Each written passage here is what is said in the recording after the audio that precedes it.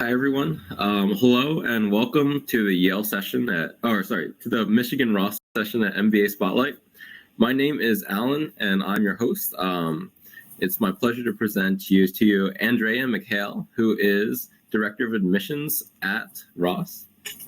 We're going to give you a quick full-time overview of the full-time MBA program and critical information that you need to know to be successful in your applications.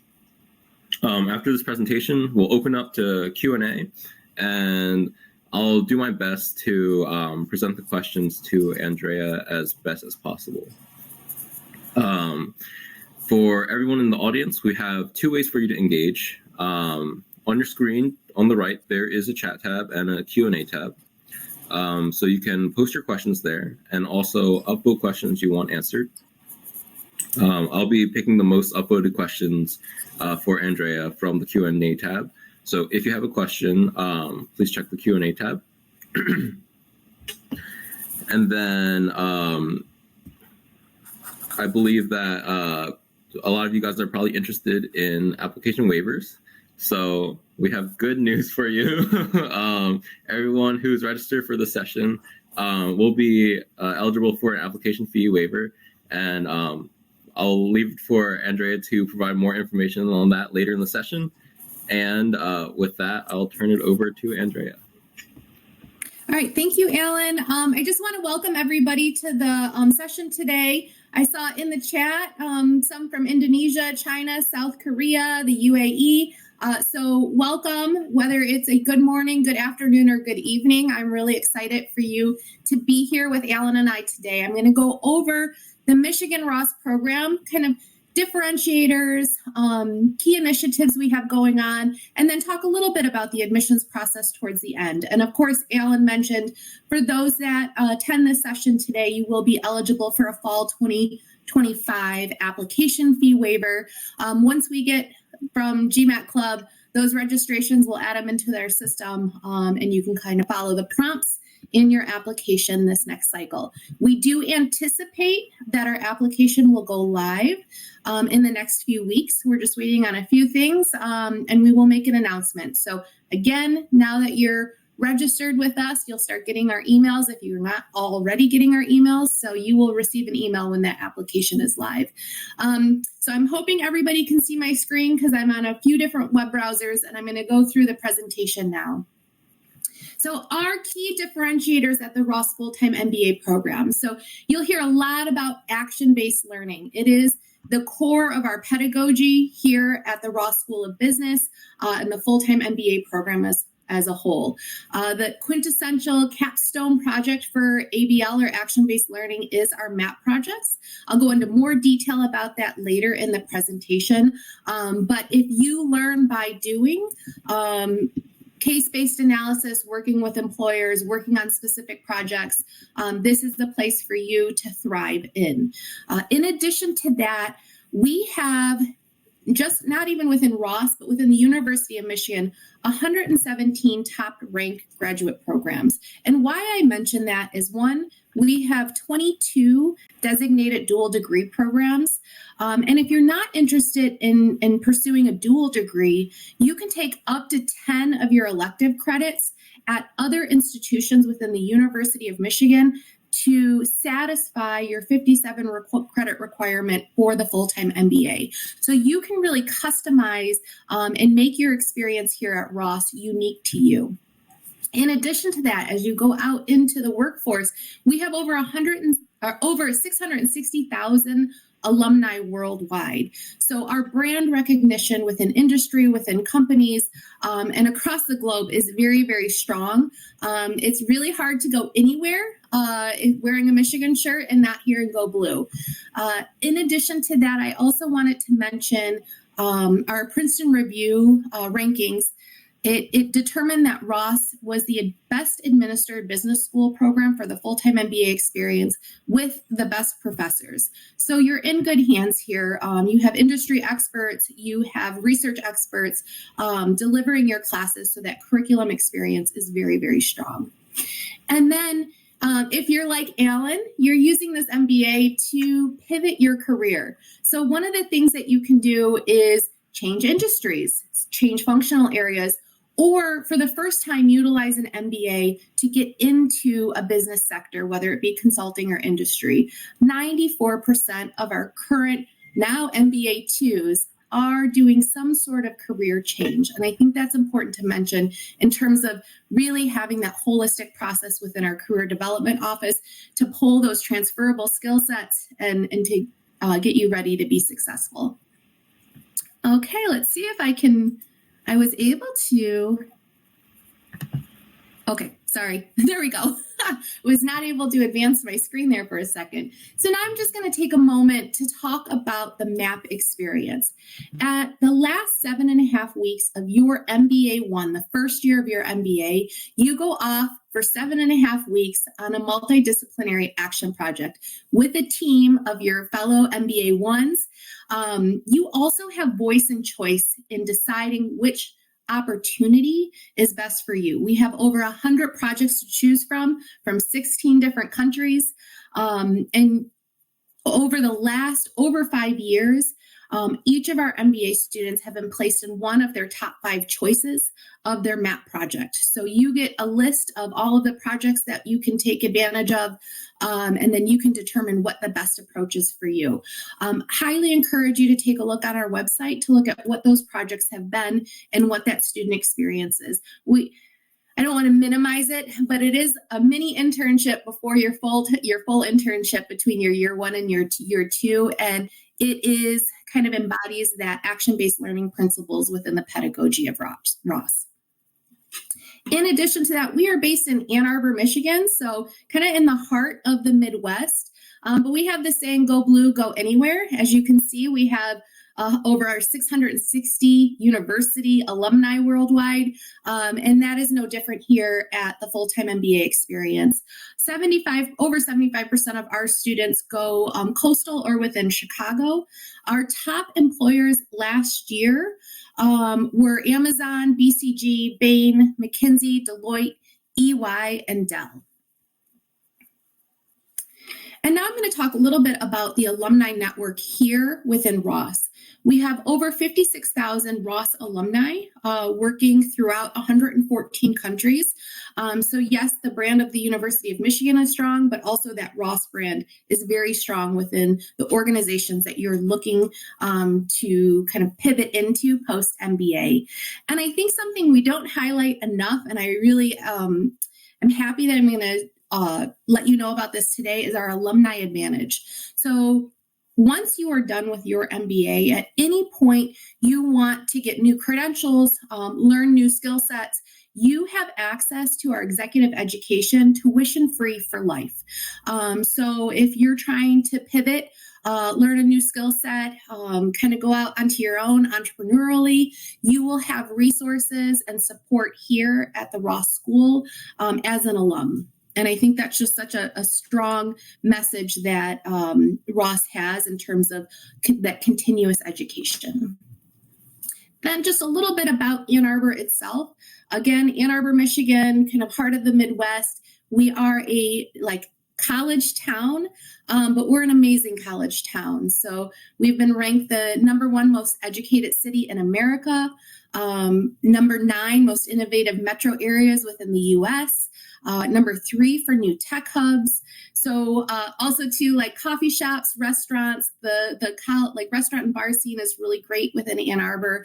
And then of course we are definitely kind of a big sports town, and national championship last year. So definitely you get that experience of being in a really big university. So now I'm just going to go over the Ross admissions process. So when you're getting ready to work on your application, we have a number of different criteria.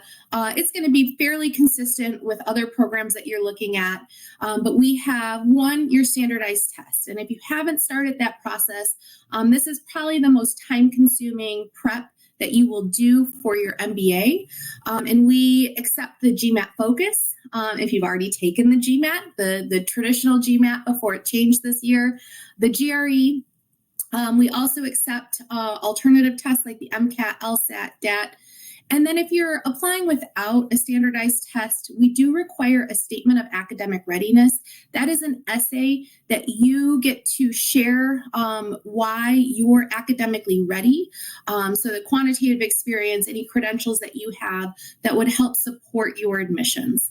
In addition to that, we also have 3 short answer essays. So if you're familiar with the process we've had the last 4 years with our essays, those will be changing. I anticipate you'll receive an email from us. So today is Tuesday. On Thursday, announcing what those essays will be. We are going to still keep them fairly brief. So we've had very concise essays in the past. That trend will continue. The prompts will change. We want to learn a little bit more about you. And then also too, that fit within the Ross experience. And I talked about the action-based learning pedagogy. I think that's important. We also require 1 letter of recommendation. We use the GMAC standard form. There's a number of top programs that also use that. So it does provide a little bit of kind of barrier reduction to your current supervisor, whoever's going to be doing your recommendation, to be able to submit one on your behalf to a number of different programs. We do require a resume. It's business school. We've got some top tips and tricks on our website in terms of prepping your resume for your admissions application submission. Definitely encourage you to keep that to 1 page and really focus on impact and quantifying your outcomes. And then lastly, by invitation, once you submit your application, we collect every application in rounds and we'll review for those who get invited to that next step, which is an evaluative interview. Those are all conducted online by our alumni. It's a really great opportunity to almost immediately start networking with that the Ross community. So here's our upcoming application deadlines. So our round 1 application deadline will be on a Monday, September 9th. So we're kind of changing the time of the week, but really keeping the 3 rounds very similar to what we had last year. So September 9th for round 1, January 6th for round 2, and our round 3, our final deadline will be March 24th of next year. And so with that, I am going to pop back over to Alan. So I hope it was okay. It was my first recruitment presentation of the year. I did 1 panel prior to this, so it's nice to be starting to recruit for the new class. No, it seemed fantastic to me. In that case, I'd like to draw attention to a quick poll we have, where we're asking everyone what round they plan on applying, in case our viewers would like to tell us that, and then we can move on to the Q&A. And so, Andrea, does that work for you? Or that's perfect. Yeah. Okay, excellent. All right, so first we're starting with Ayush, who's asking, very difficult question. What is the weightage given to the following factors during evaluation: GMAT, demographics, academic background, professional work experience, and applications and essays? Well, I'd like to say we have this amazing algorithm that just kind of populates everything for us. No, it is.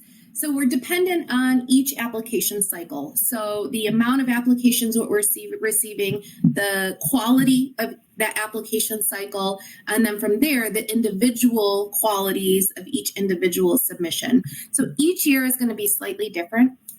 I think the way I should back up and share what our process looks like. At Ross, once your application is submitted and we complete a round, we do an initial read on that. So that will be everything you submitted pre-interview. That initial read will determine within the total application submitted so far, do you move forward to that interview? And so there's not a specific weight on each criteria. It's really a holistic review. So you may have strengths and weaknesses in each of those individual criteria, or some that really shine through as kind of top quality, and others that, hey, like you really struggled in your undergraduate degree, but we've seen all of the things that you've achieved in your resume as well as within your standardized test. We move you forward to that interview. So it is a holistic review. We don't have percentage criteria within each of those individual areas of an application. But then you are assessed against your peer set. So everyone who's applying within the application round, we're also assessing holistically on, hey, we can only move forward so many applicants into this interview. We then level set in that initial read. Once the interview is conducted, that's going to really then get to what your goals are, who you are as an individual, and what your achievements have been within your career thus far. And so in that final read that we do, it brings everything together. And so from there, then we're assessing, hey, programmatic fit, your goals and how that aligns, because everyone we bring into Ross, we want them to be successful with their short-term and long-term career goals. So we want to be able to create and have curriculum that supports that and an employer network that supports your goals. So that's kind of that final read. So I will say your first read, you're definitely looking at the academic rigor, the quality of the application overall. Then it gets into the more interpersonal skills, the goal setting within that final read. Cool. And then I think as a representative of GMAT Club, it's my job to kind of plug our decision tracker and our what are my chances products. So if you have a chance to look at GMAT Club, to take a look at those. Cool. Thanks so much, Andrea. Next question is from my thing's blocking the name. It's from Suruchi Muraka. He or she asks, hi, how does Ross look at older candidates with 7 to 8 years plus of experience? What are some of the things you'd say such applicants should highlight in their application to stand a good chance at an admit? I think the first question is the why now. So obviously, and kind of your career trajectory. So why does a full-time MBA fit within those goals? Are you trying to pivot industries? Are you trying to change kind of if you're going from an engineering background into the business sector of industry, that why now is going to be very important. The more we understand your goals, your rationale, your decisions for wanting to pursue a full-time MBA, the more an admissions officer can paint that picture of who you are as an applicant into going into AdCom meetings or admissions committee meetings. So I think those essays are going to be a big factor. Also then looking at your resume, again, being concise in terms of your impact and experiences, and kind of telling that story through your career as to why. We have a number of active military that are transitioning to civilian life, utilizing an MBA, often come with a significant amount of work experience, and it's getting those transferable leadership skills to apply into the business sector. We see that with engineers. We see that with kind of the humanities side of things, or the services, nursing, teaching, social services, transitioning at that point. So again, it's all about telling your story. Cool. I'm going to mark this one as answered and go to the next one. Hi, Andrea. This is from Young Zhang. He says, she says, hi, Andrea. I'm worried about the potential job difficulties that may arise from Ross's location. Does the school have any specific strategies to address this? Yes, just because they're based in Ann Arbor does not mean you stay within Ann Arbor or Michigan or even within the Midwest. Our networks are so global and US based. I think I had on that slide, Go Blue, Go Anywhere. Over 75% of our graduating class does not stay within Michigan. They tend to go coastal, East Coast, West Coast, and then Chicago is a big hub for our MBA alums that do want to stay in the Midwest. And then, of course, you have opportunities to stay in Michigan, whether you go into consulting or a lot of the OEMs. So automotive is there. There's a lot of consumer packaged goods on the west side of Michigan. So if your goal is to stay in Michigan, that's always an opportunity. But I will say the vast majority of our students end up relocating coastal or Chicago. Super cool. I'm going to mark this one as answered. Okay, and then this is a big question we were getting in the chat a lot. Sanjana asks, hi, how does the app fee waiver work by attending this event? So we will, from GMAT Club, get a list of everyone that attended our session today. We will upload that into our system so that we have a way to track your attendance. When you go to apply, or actually, I'm sorry, when you're going into your application, there will be a question, do you qualify for an application fee waiver? You would indicate yes. And one of the reasons, the rationale for why you qualify would be attended an event with us. So you will click on that, and that will waive your application fee. Our application fee this year is $250. So thank you for your attendance and your patience with me, and that has just saved you $250. I bet everyone's very excited about that one. I mean, honestly, Alan, if I could just, I'm going to get on my soapbox here, but the rationale is we're a top-ranked public institution. We want to create accessibility for our prospective students. And this is a great way to kind of level the playing field to make our program accessible. So I kind of joke about saving $250, but really it's getting the best quality students into our program and doing that in an equitable way. That makes sense to me. I feel like students who attend this chat are definitely go-getters. All right, next question. How does acceptance percent differ from R1 to R2? What would you say is there, or I should say, would you say there's a major advantage of applying in R1 over R2? I think number one, across the board with whatever program that you're applying to, whether it be Ross or any other, apply when your application represents you to the best of your ability. So I don't think there's the magic of round one or round three. I do think there are unique differences in each application cycle, and ones that I can try and forecast, but it's very hard to predict. So I do recommend, if you are an international student applying, to apply by round two. Whether it's round one or round two, I think that's less of a concern for me as the director, but more about the timing of all of the documentation and the paperwork that comes to secure your visa in a timely manner. We do have international students in round three that successfully do it, but it gets very tight. So in terms of acceptance percentages, they're very similar in round one and round two.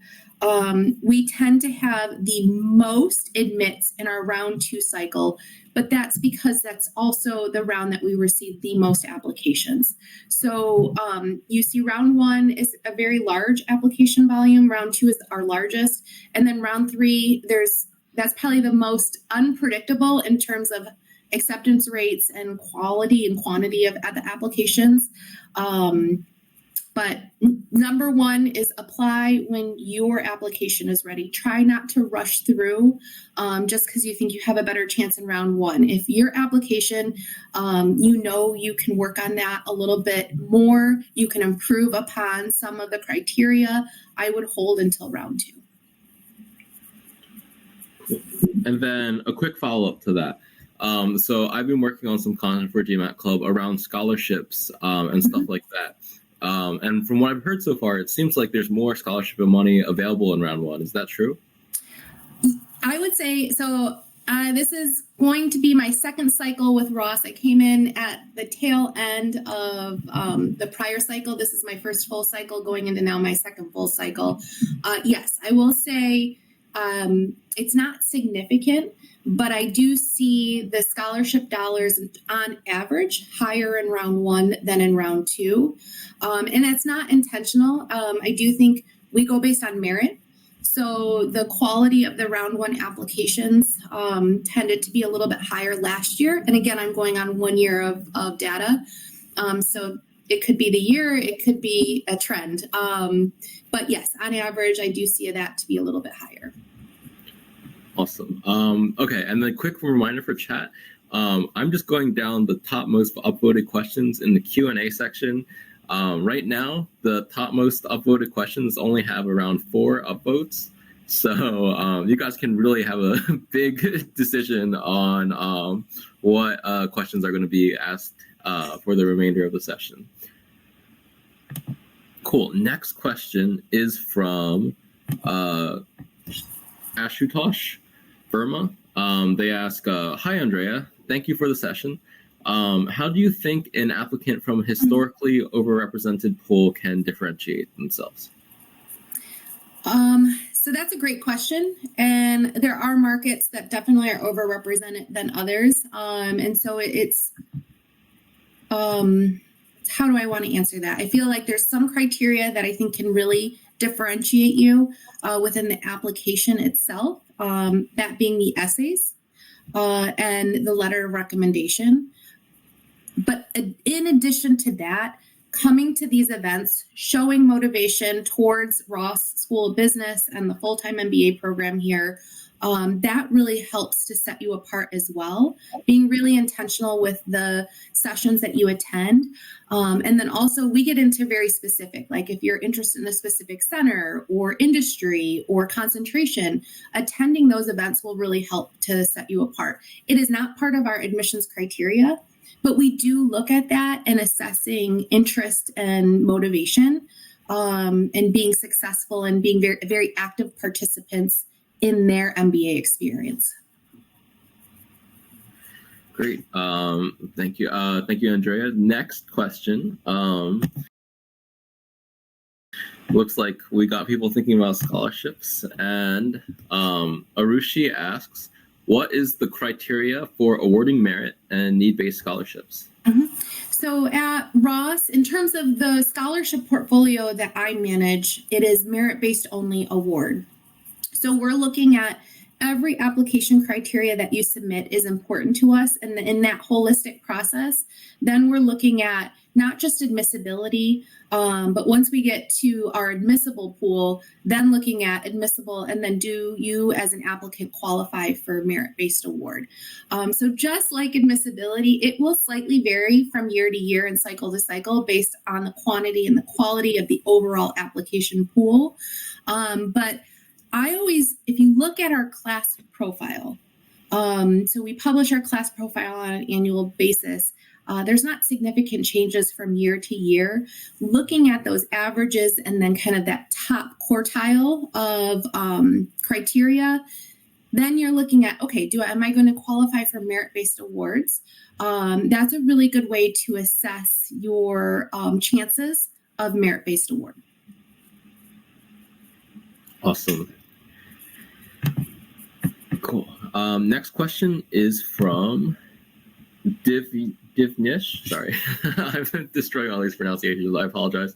And he asks, if a student is on the lower end of the undergrad GPA range and or comes from a non-traditional pre-MBA background, what courses, certifications, initiatives are considered okay to supplement that with the application?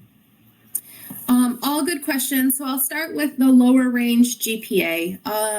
So our average is typically like anywhere between a 3.4 to a 3.45 on a 4.0 scale. So if you're coming from an undergrad institution where your GPA scale may be different, it's on a percentile, 100%, or a 5.0 scale, we'll be looking at that kind of holistically. Please submit your application and your GPA that you received. If that's on the lower range, all of the other application criteria that you're submitting, we're looking again holistically. So one area of weakness you can offset with areas of strength and opportunities within the other criteria. So a lower GPA with a wonderful progressive work experience, a strong standardized test score, that's kind of an area that you can offset a weakness. Now, if you're coming from a non-traditional pre-MBA background, just like someone who has maybe more significant years of work experience, you're really going to want to share your story. Why an MBA? What are your short-term career goals? What are you trying to achieve from that? And then looking at what are your transferable skill sets? What makes you unique from this pre-MBA background that's not traditional in business? those are differentiators that are going to be your greatest assets going into working with employers. So really starting to understand what that looks like for you as an applicant early on in the process is going to be very important. Great. Awesome. Then I believe the next question is from Isabel Adler, and she asks, would you like dual degree applicants to highlight why dual degree or why Ross in the applications? Both. So you have an optional essay in tell me anything else that I may have missed in the application criteria. The why a dual degree, that would be a great opportunity for you to kind of highlight why both programs and how that's going to help support your goals within your career. The why Ross, I mean, a lot of our essays are going to be tied to that, as well as within your interview when you start working with the alumni in that evaluative interview. But your optional essay is a great opportunity to highlight anything that we may have missed in our application criteria. And why a dual degree is definitely one of those that we don't explicitly come out and ask. Awesome. Mark, this one is answered. And now, question about the transition from GMAT to GMAT Focus. Lasia asks, Ross still reports the class profile with classic GMAT scores. What can we expect with GMAT Focus scores? How are they compared? Same percentiles? So we are looking at the percentiles right now. So in the traditional GMAT, it was the verbal and quantitative. There are 3 components to this new GMAT Focus. We just don't have enough data on that yet. So we are using the GMAT provided concordance tables to look at it from a percentile equivalent. As soon as we have significant data within the class, so we have enough test takers in the GMAT Focus, we will start providing what those ranges as well as the average and median is.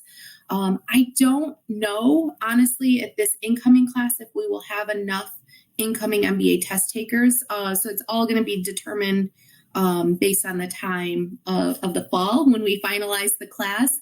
I do anticipate by the following year we will have a better handle on that and then also start being able to report.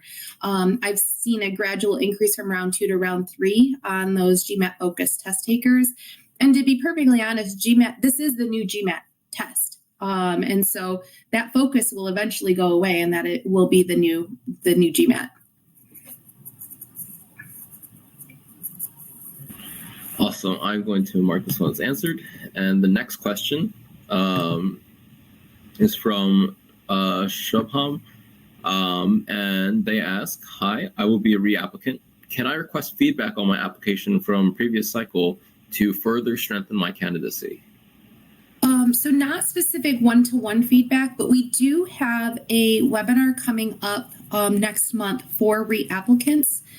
So I definitely would encourage you to attend that and ask some pointed questions. We'll have current students as well as admissions officers on that webinar to kind of share their perspective.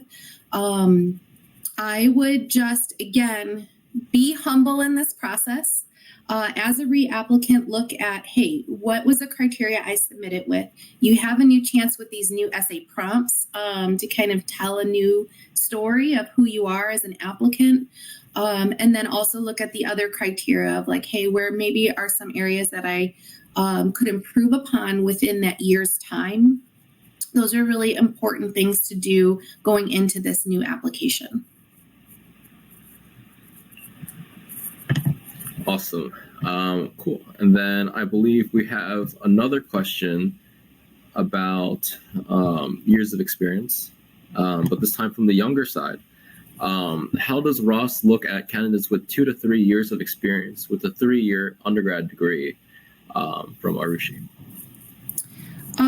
So we do accept individuals with a 3-year undergraduate degree into the Ross full-time program. So now if you're looking at a 3-year degree with less work experience than the average, you're going to have to share the same story. Why now?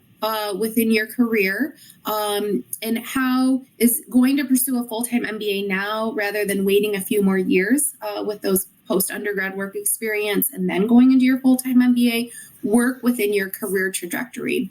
I do encourage anyone on this call to have at a minimum 2 years of work experience before applying. But realistically, our employer network is looking for anyone with 3+ years of work experience in the post-MBA careers that many of our Ross students want.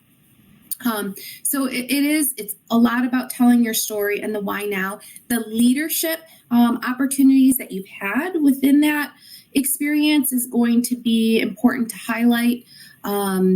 What initiatives and like kind of going above and beyond within those 2 to 3 years have you been able to achieve? Because again, you're going to be assessed with someone that has 6 or 7 years of work experience, and we're going to have to make sure that you have the same opportunities and same kind of trajectory that they would have. Cool. I'm going to mark it as answered. Next question is from Yue Lee. And they ask, what are the career outcomes for the recent international student graduates? What percent of international students have landed a job in the U.S.? So that's a great question. We're slightly, so when we report post 3 months of graduation. So I do have an update on that. I don't know if I can actually share it, but we're slightly behind where we were at last year, but there's been a lot of movement in the summer months with the Career Development Office. It is similar to what our domestics are seeing in the marketplace. But again, the challenges with international students as a whole is the employers that will sponsor, and that changes slightly each year. The industries that are a focus as of late have been consulting and tech. Consulting is still really strong, even with some of the delays in terms of the start time. I think tech has been the biggest kind of question mark in terms of like, hey, when is tech going to bounce back? Because obviously as an industry as a whole, there's been some challenges there. But then looking at kind of alternative paths. So a lot of our international students are going back into careers that have been more traditional MBA fills into manufacturing, consumer packaged goods. Those opportunities are still existing. So it's just kind of being open to the opportunities and within industry that present themselves.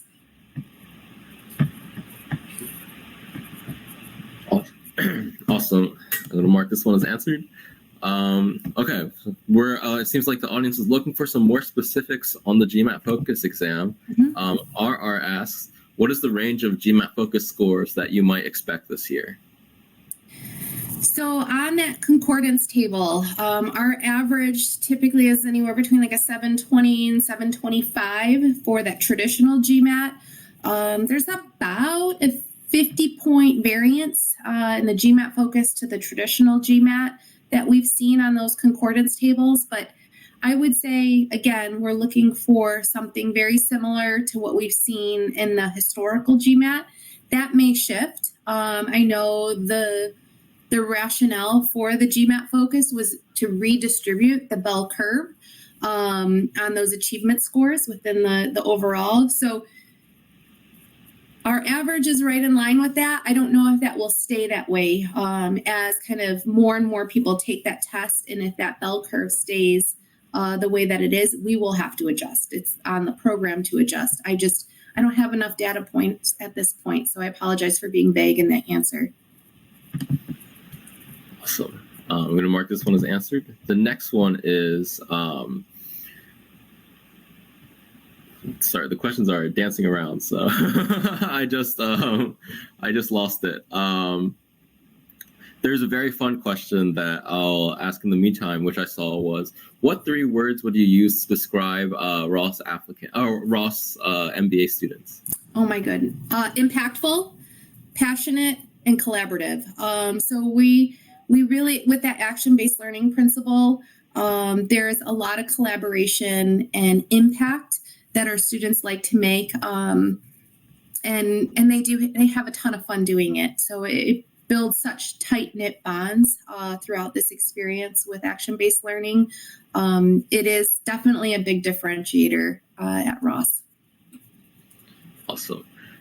So just a quick heads up that we're approaching our last 5 minutes. The session will end in 10:15 after 45 minutes total. So I guess let's go through our last few questions.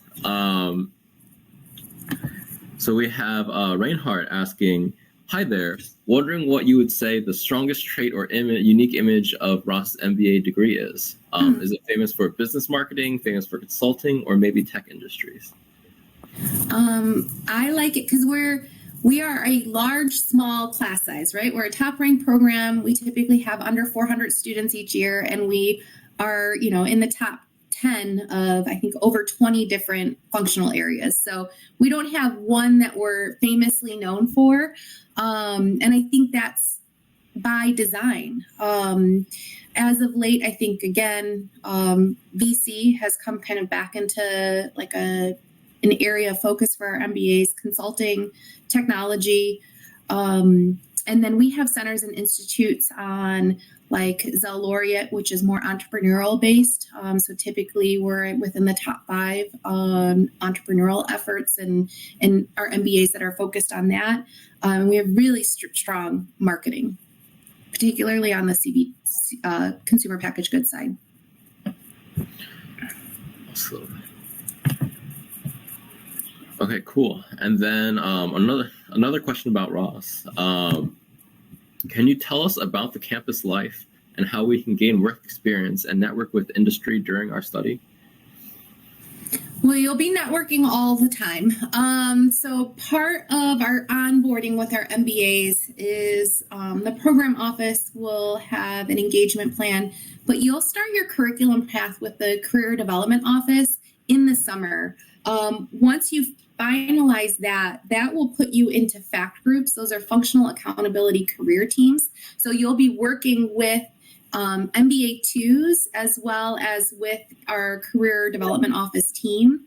From there, they're going to start making like suggestions on who to network with within our alumni base. So that network starts very early.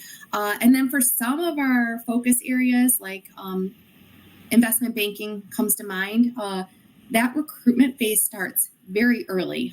Your orientation is mid-August, and investment banking firms can be on campus before the first day of class. So the whole goal is to get you as networked as possible to be successful with your goals. But then campus life too. So you arrive in August. That is like a week before our football season, which is a very big experience within Ann Arbor. So there are tailgates, which is just really big parties. So we have a tailgating spot and a bus. It's called the bus. So it's a very famous spot, and it's our MBAs that like to hang out. So it's, again, that collaborative nature of you work really hard, you put in a lot of effort to achieve your goals, but at the end of the day, you're doing this collectively with a like-minded individuals and your peers, and you can unwind and enjoy each other's time.